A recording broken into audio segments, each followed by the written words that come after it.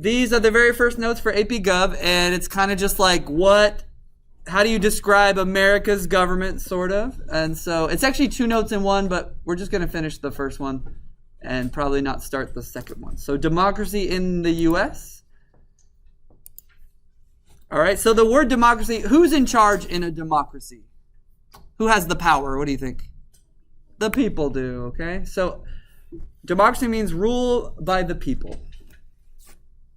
By the way, that big empty space at the top, you can just cross it off or ignore it. It's where I used to put, like, bell work. But I like having my bell work on one paper now. There are questions. There are questions on the side of your paper that I would like you to try to, like, answer as we go. And I'll pause, and I might call on people, like, what's the answer? And they're pretty much related to the area that you're looking at. There are 2 different types of democracy. For instance, what if I had you guys take a vote? Who wants to start this class an hour late on Tuesday? Raise your hand. Who wants to start this class an hour late on Tuesday? Okay, so that's direct democracy. Direct democracy is when you have the people vote and you just go like majority vote on everything, which works really good in like a small classroom or whatever. But it does not work well for like the government. Why would it not work well for the government if we were voting on everything? Because things get done way slower.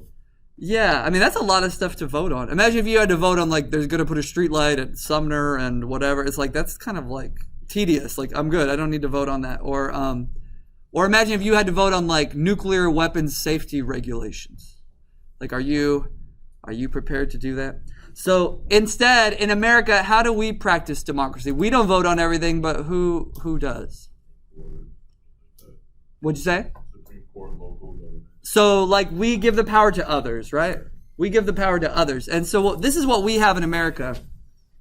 We have an indirect democracy or a representative democracy or a republic. Circle republic.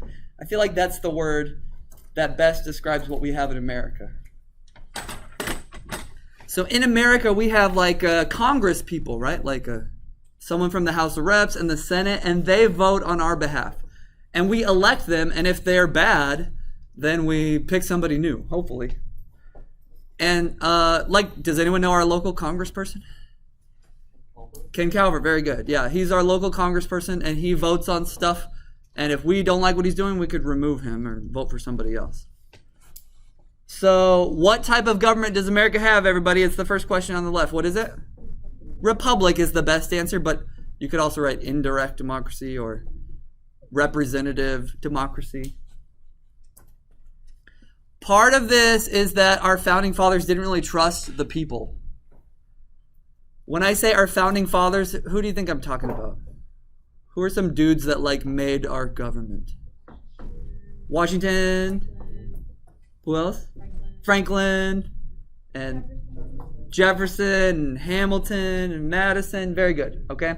So I'm going to teach this class like you don't know stuff that you might know because not everybody in the room knows, but like, okay, so we had America, right? Well, wait, we had like the land that was here and the Native Americans lived here, and then Columbus came, and then eventually a whole bunch of white people came, and they made like colonies over here, and then it was kind of owned by England, right? How many colonies were there? 13 colonies. Give me some examples. Not Michigan yet. Pennsylvania, Virginia, New York, New Jersey, places like that. And then the American colonists, they were getting like taxed by England, right? England and Britain and UK, it's all the same thing. They were getting taxed by them, but they had nobody in the Congress over there, and they felt like, if you're going to tax us, we should be represented. And England said no, and then we fought a war, and then we won the war, and then we're going to make a government. So that's kind of where this class goes today, is like we made a government, and what choices did we make? Let's see. Okay. So the heading for this slide is, why didn't we choose to just let all the people vote on everything all the time? Why didn't we choose a direct democracy? Here's some answers, okay? Because it was impractical. It's not very practical to have people vote on everything all the time.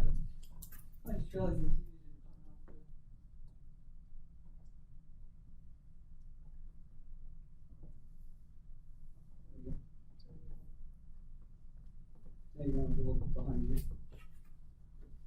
So it's not practical to make everybody vote on everything all the time. Also, our founding fathers thought that Americans might be stupid. They thought that people might be too passionate and kind of, lack the knowledge to tell if they were being taken advantage of. So they were worried about like some politician coming in there and using their passions to like trick the people into voting for them. And I wanna define this word here, demagogue. Can you put a little dash? A demagogue. Everybody say demagogue. A demagogue is a politician that uses people's prejudices and fears to get elected.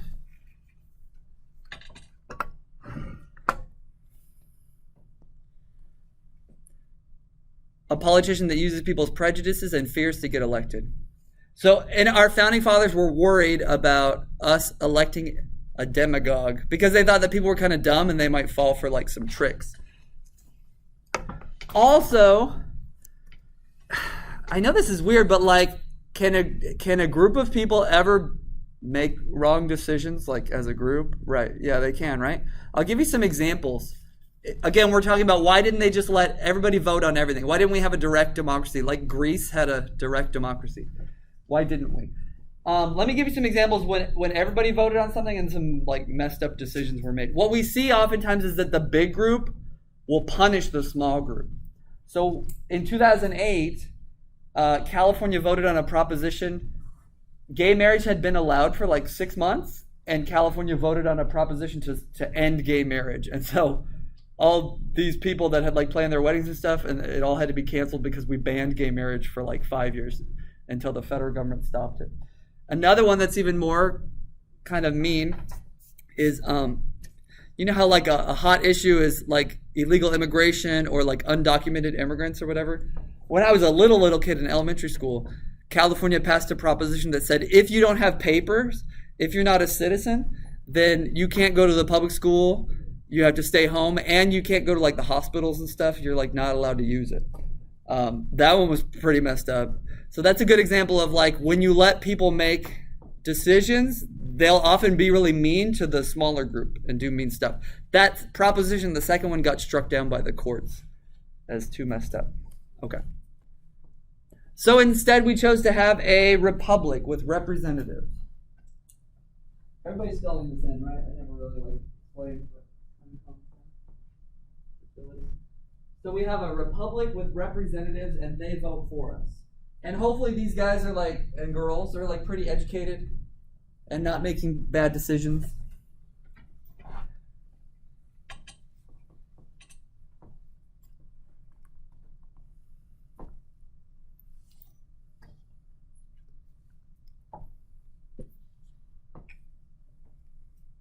Go ahead and answer the second question on your paper. You can talk to your neighbor if you need to. Why didn't the founders choose a more direct form of democracy?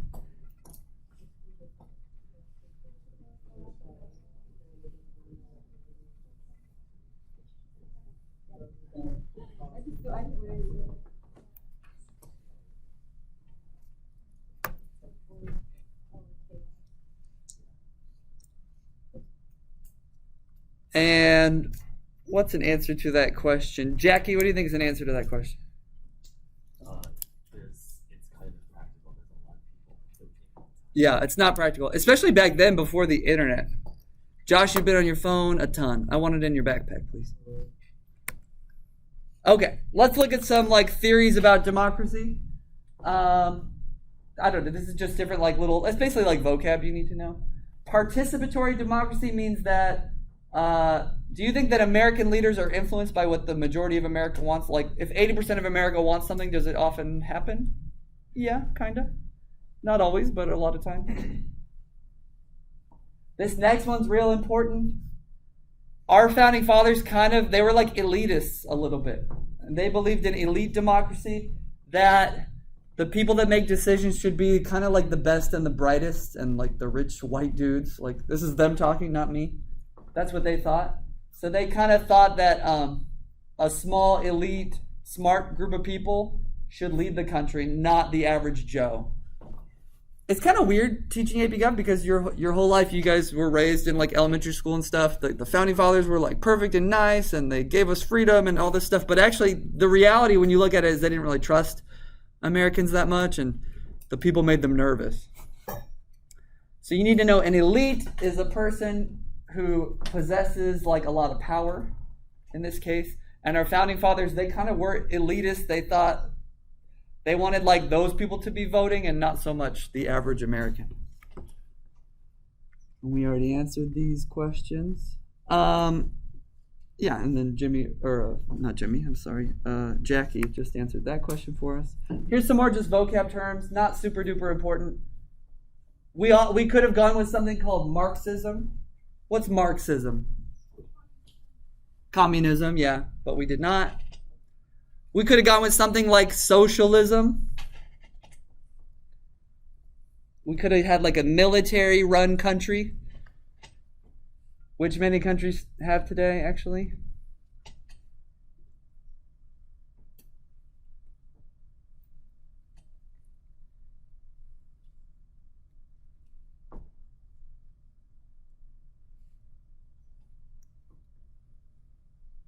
What are some communist countries today?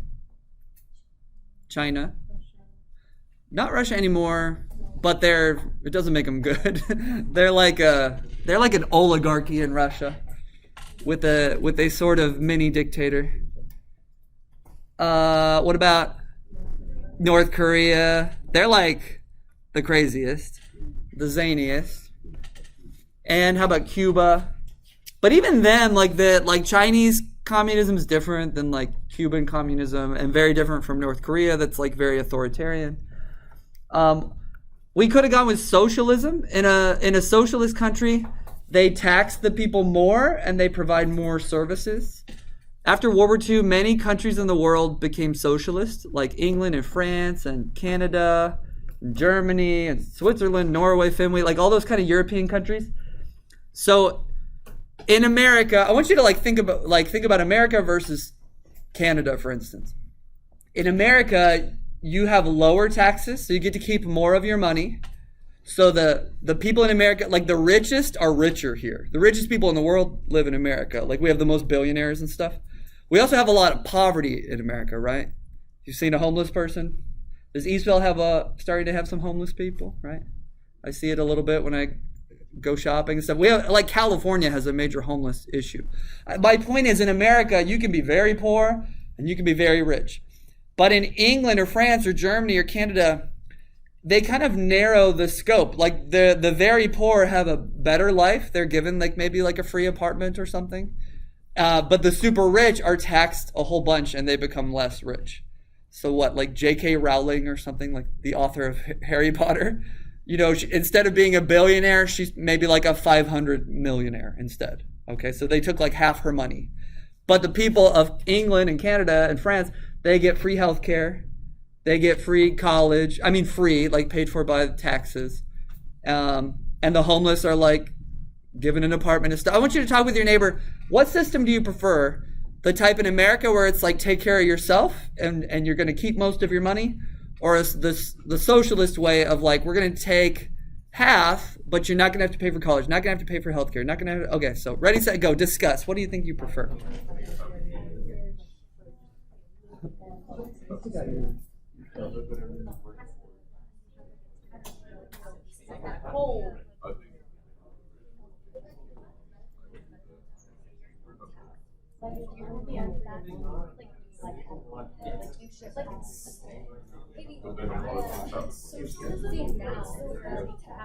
Kids grow up in the home.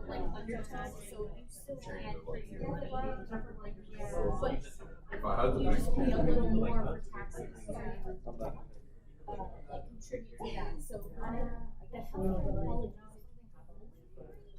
So you still have to pay like a little bit, but if it's something minor, it's basically paid for. So like, like medicine prescriptions or something minor than it's fine. It's when you're like Also, stuck there for weeks because you're got it. That's when you start paying. way less trouble, social. What what do you guys prefer? How many guys raise your hand for like, I like the American way, take care of myself and, you know, keep a little more of my money versus other countries? How many guys say, no, I kind of like the other way, that life could be better if kind of things were covered a little more? Yeah. And I think sometimes I don't do the best job explaining it.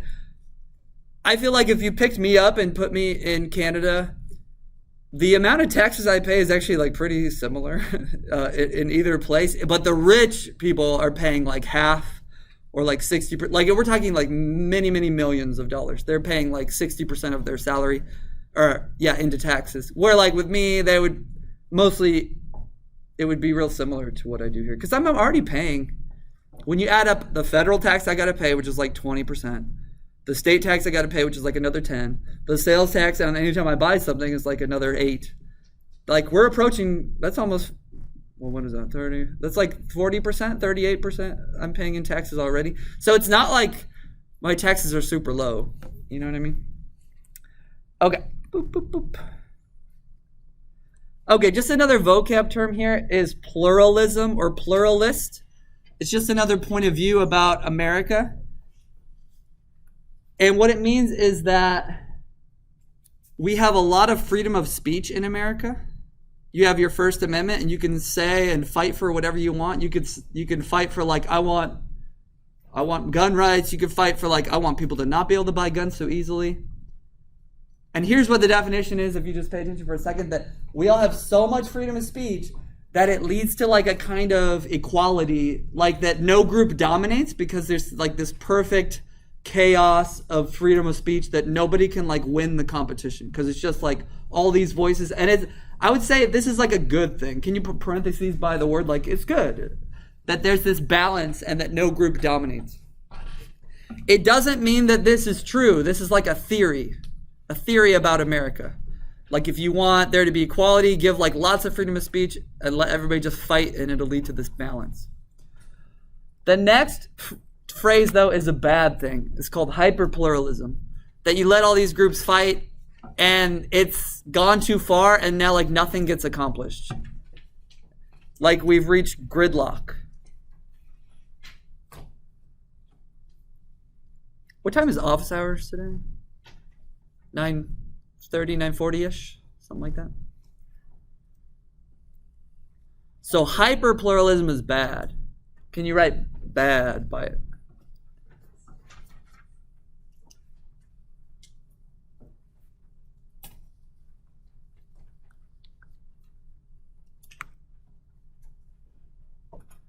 And you could argue that we've reached this state because a lot of like Democrats and Republicans don't work with each other and we've reached gridlock.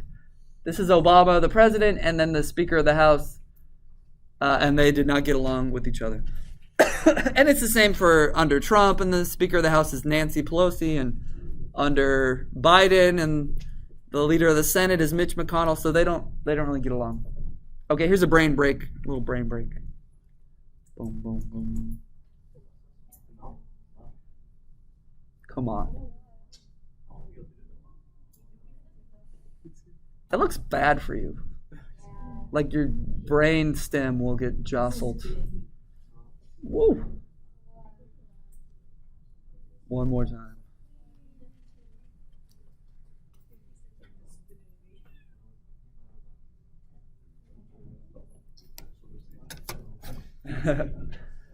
All right, this is kind of challenging.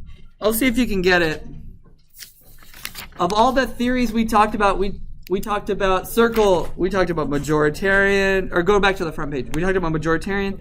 We talked about elite, circle elite. We talked about Marxist, circle Marxist. We talked about, what's the blank? Is it military or something? We talked about pluralism and hyperpluralism. Which of those words that I just said does this cartoon represent? You can brainstorm with a neighbor. Look at this cartoon and what do you think, which theory does it represent? I would say this is hard. I usually have to call like 5 kids to get the right answer.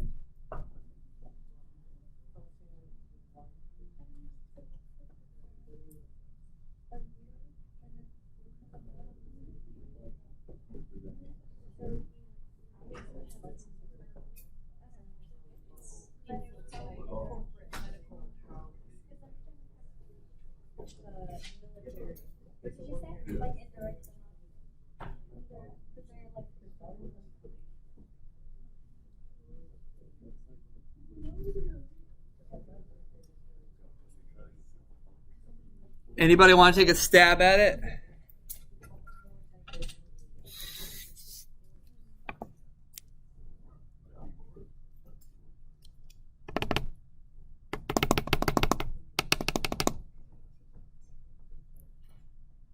Megan, what do you think it is? The power.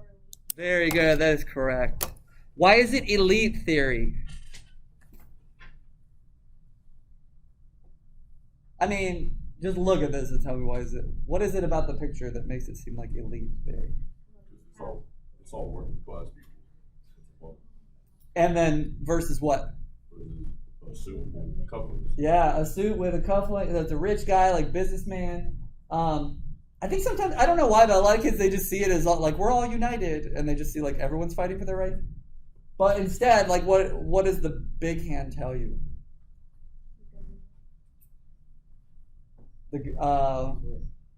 Okay, he's rich, and why is his hand bigger than the rest? He's more powerful, right? They're small, they have a little bit of power, they have some power, but a little bit, but he has a ton, and he's a businessman. Do you guys think that if you're rich in America, that you have more power than a homeless person or Mr. Robinson, the teacher, or something? Yeah. So to me, that's what the cartoon's trying to say. Okay, let's keep going. These are some more just like American ideas. One is popular sovereignty. Everyone say sovereignty. And I want to define it. It's real simple. It just means that people have the power. In America, people have the power. And in America, the government should serve us. We don't serve the government. Sometimes I use the word state, like the state should serve us. That state just means the government. It doesn't mean California. It just means the government. And where in North Korea, for instance, like you would serve the government. Even in China, to a certain extent, you serve the government. We believe in liberty and we believe in equality, but not everyone's going to get the same outcome. So we believe in equality of opportunity. That's why we have some rich and some poor in America. I feel like when I see this stuff, because I've been doing this so long, I always just see like test questions. So this is a test question.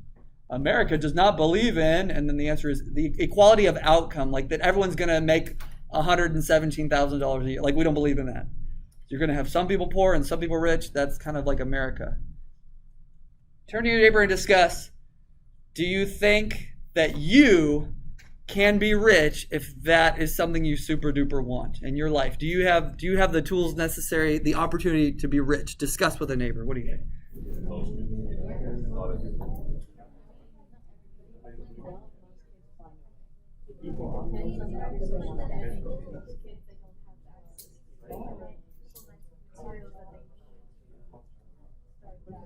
Some people are just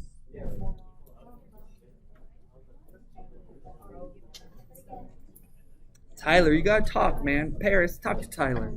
If you don't stop, you'll never.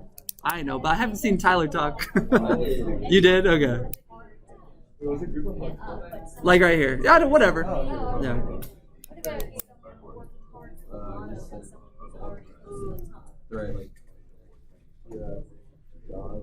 Talk with your neighbor. What is the realistic, the ideal salary that you? Okay, the last question was like if wealth was your priority.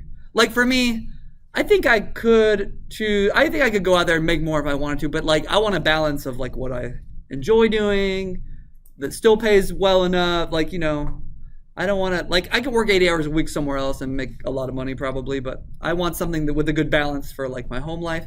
So talk with a neighbor. Your last question was like, could you? Now it's, what do you realistically expect? What's a happy salary you hope to make in your life? Discuss. What's a happy salary? So, anyway, should we yell out, how much money do you think would support a good life? 6 figures? In Eastville? Or an Eastville life or a good life? You could live a good life with. I've seen some very happy people with nice houses, all that. 60,000 to 70,000. I agree. Yeah, I've seen that too. It just depends on where.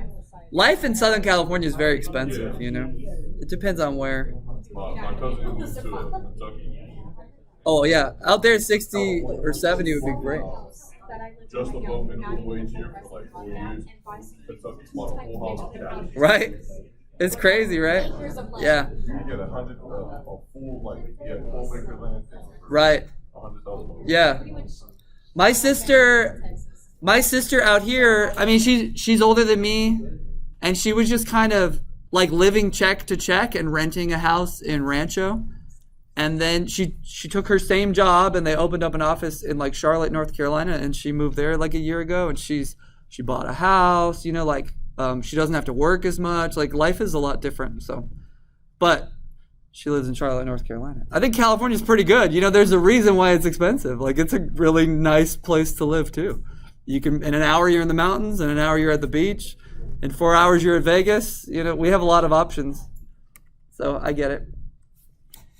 Oh, what did I do? Okay. All right, let's keep going. In America, we believe in free and fair elections with competing political parties like Democrats and Republicans. You know your country is shady if they like ban parties or if they ban people from running. For instance, like the leader of Russia, what's his name? Putin. He if there's somebody who's a threat to him, he just arrests them and he bans them from the ballot. That's actually happening right now. There was a guy that was a threat to him, and he poisoned him, and the guy didn't die, and the guy fled the country, and then he got arrested and brought back to Russia, and he's in jail, and he's like a good dude. He's like a good man. Like he's just like trying to help Russia be better, but he got arrested because he was a threat to Putin and poisoned and like super sick, and it's not good. Russia. We believe in majority rule with minority rights, and we especially believe in America in property rights. Circle property rights. And we believe in freedom of expression and the right to protest. You can put a little bracket right here. Boop, boop. That's the First Amendment right there.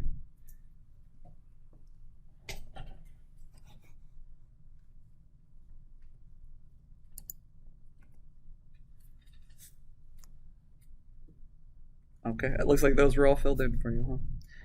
And we believe in these 4 things too. We believe in federalism, which I'm going to explain actually when the notes are done in a little more detail because it's super important. We believe in separation of powers. What that means is we don't give all the power to our president. Who does he have to share power with? Yeah, states. That's actually this one, but you're very smart to say that. The federal government has to share with states. That's what federalism is. And separation of powers, Trump had to share powers with who? Like Congress, good. And the judicial branch, like the judges, good. And we believe in checks and balances, like Congress could pass a law to like legalize cocaine or something. And then it could go to Joe Biden's desk and he could say no. And like that's a check and a balance. That what they do, everyone has to like approve each other's action. Okay, it's like a big group project, sort of. And so they can all check each other. And we believe in constitutionalism, which maybe we should define. It's the idea that your government's based on a document. Like you can like look at it and learn like about the branches. It's all written down somewhere. It's not just like a tradition or something. England is kind of the opposite. Like theirs is all based on tradition. But in America, we write everything down and you can like find the rules written.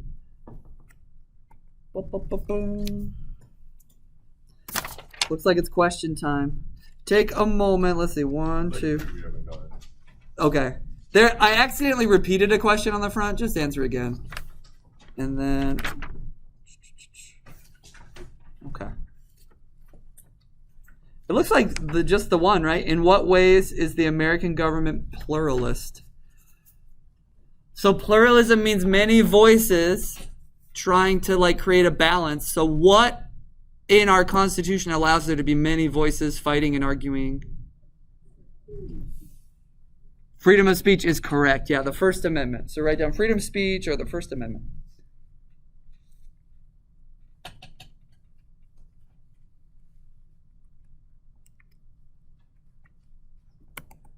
Okay, this is actually when the notes transition here into like a to me, the more interesting part, kind of. So I'm going to kind of like lay the groundwork for you. So remember, America is like the colonies, and they have a Revolutionary War, and they rise up against the British, and we have to make our own government. So that's where these notes are today. And we're looking at making this government, and we're looking at like how, like what can we use to help us know, like whoever did this before. We need like inspiration. So it's not super important, but like we had the very first documents that limited power with the Magna Carta. I don't know if you remember that from like world history. And the English Bill of Rights. Those were in England. They limited the power of the king. So we kind of look to those for like inspiration. And we looked at these philosophers. Do you need this stuff? Oh yeah, they're there. You might remember these guys from world history, like John Locke and Hobbes and Rousseau, or maybe from 8th grade or 11th grade U.S. history. Which one's like the most important to U.S.? I think Locke probably, yeah. He believed in natural rights, that every human being was born like with rights, which I know that we just think of like of course today, but back in the day that was like a novel idea. And then in the colonies we had set up little like town halls and stuff, and we had some experiences with power, like, oh, this is neat, I like this. And some states even wrote little constitutions for themselves, and we're going to get some ideas from that too. Okay, so George Washington fights in the Revolutionary War, and we win, and that's it. It's over. Like I said, this is not a history class, okay? So George Washington wins, and it's time to make a government. But depending on what U.S. history class you had, you might not have learned that the government we're in today is not the first one we ever had. We actually tried another one, and it was like an epic failure. Okay, so they got together and they created something called the Articles of Confederation. They created this super weak government. Why would they create this super weak government? Why wouldn't they make like a strong one? What in their experience would make them want to create a weak government? Yeah.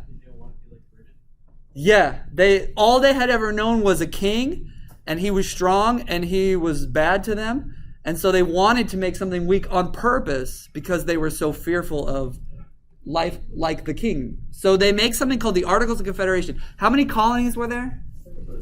So what they do is they just set up like a friendship with each other.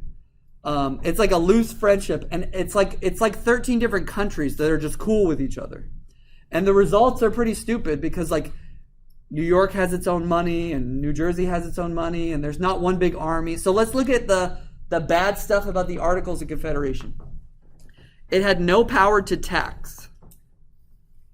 It had no president, which means no chief executive. It had no judges. It had no power to regulate trade. It had no money, no national money. And one more that's missing that's super important, it had no army. Write down, it had no army. Like add that one in addition. So it was pretty bad, but you have to understand why they did it, because they were scared of a powerful government. They were scared of a king. We kind of had to have this experience to know like how to make the right government. It's like when you're dating, it's like you got to date someone who sucks so that you know like that's what I don't want. And so it had a very weak central government. That's on your paper too. A super weak central government.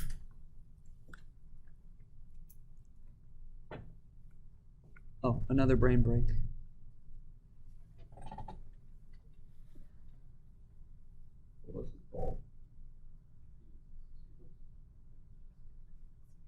It's pretty good.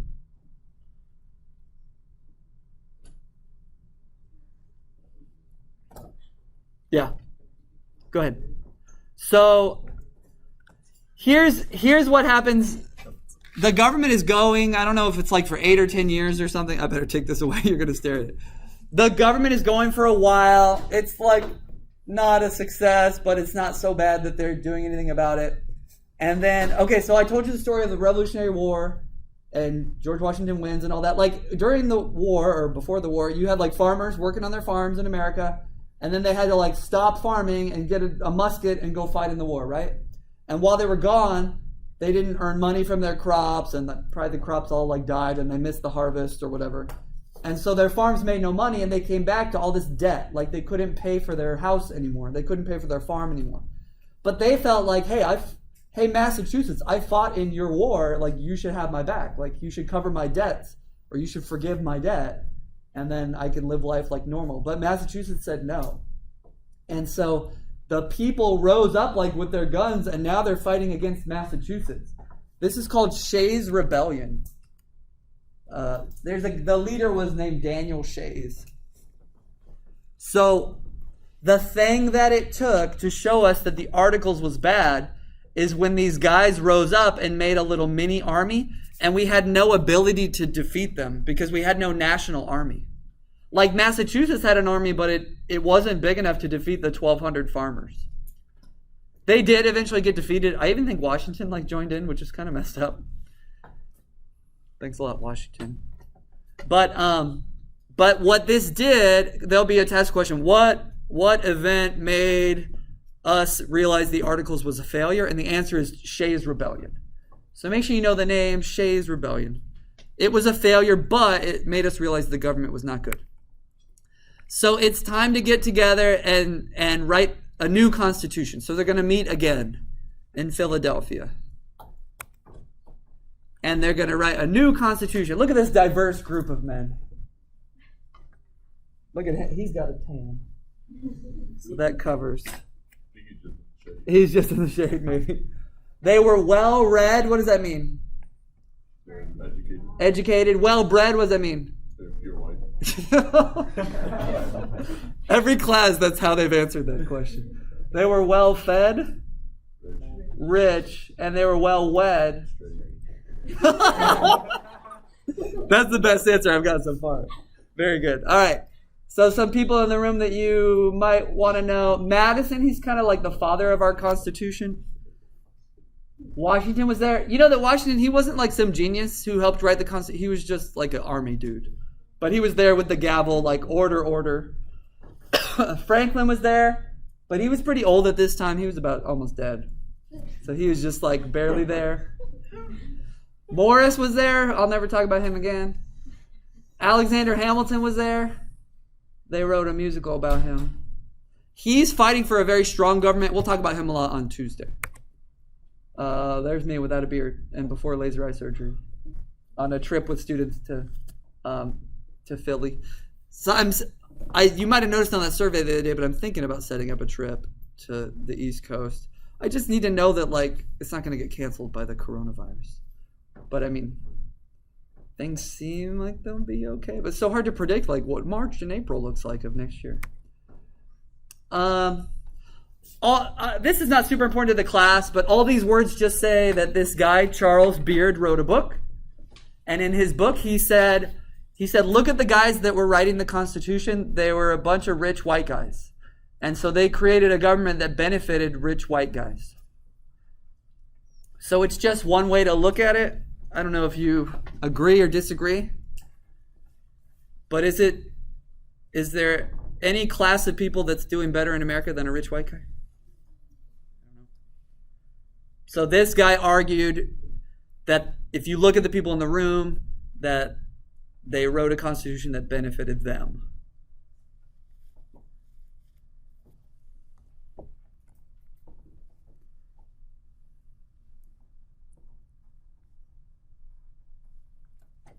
But also today, you can be rich and you can own property. I'm sure a lot of your parents own property, and you're not necessarily a rich white guy. So over time, things have changed, but maybe not quite enough, right? All right. Tell me something bad about the Articles of Confederation. You can go back to Sure. Tell me something bad about the Articles of Confederation. Go ahead. It mostly unified the states and the government had little mental power. Okay, cool. So it was too weak of a central government. You could also say it had no what? taxes, army, money. There's a bunch of possible answers. That section right there, remember at the beginning of class I said like on the test day you might have like a short answer. Short answer I've done in the past is like tell me some weaknesses with the articles and tell me some solutions that the Constitution did. So let's look. They're gonna meet up. Oh, I guess I still have some questions. What did Shays' Rebellion reveal about the articles? That they were ineffective. Good. And how did it hasten the arrival of a new government? You could say, I don't know. It made it urgent to fix it. Something like that. It's kind of a weird question. So these guys get together at the Constitutional Convention, and they're going to decide to get rid of the Articles of Confederation. They were going to meet there to change it, but instead they just decided to trash it. And they're going to create a republic. Don't get thrown off by when it says a Republican form of government. It doesn't mean like Republican Party. It means they're going to create a republic, and they're going to make a constitution, like a document, and they're going to have balance and checks and balances and separation of powers. And they're going to have suffrage for property owners only. What does suffrage mean? Voting rights. I think we should write it down because I only got one answer. Go to the upper left-hand corner of your paper, write down suffrage equals voting rights. So the word suffrage sounds bad, right? It sounds like a negative thing. It does sound like suffering. So one thing you'll find on YouTube a lot is like boys at high school, they run around with like a petition and they get girls to sign like end women's suffrage. And then the girls are like, yeah, put a stop to it. Women's suffrage, end it. There's like so many videos because these high school boys think they're so funny, and you can find it. One year, my kids, I didn't encourage it, but I think I showed a video and they thought it was funny, so they wanted to do it. And so they went around at lunch and did it, and lots of people signed it, and they even got teachers to sign it. Until they asked a language arts teacher, and then who was a woman, and she was like, excuse me? I was like, you better not say that I made you do that. I did not put you up to this. So know that suffrage means voting rights. And they're going to make a way stronger government than the Articles. And this government's going to be very interested in protecting people's property, which for them, when something's bold like that, see these two bold? That means it's on a test. But don't panic, like it also means it's on the study guide. So you'll see it again on the study guide. So they're very obsessed with protecting property. Like a test question might be like, our founding fathers were most concerned with like freedom of speech, the right to own a gun, property rights. And a lot of times the kids will put freedom of speech. But I think we just think that today. The reality is they were most concerned with protecting property. And they're going to keep this meeting a secret. And I think that's where we're going to stop today.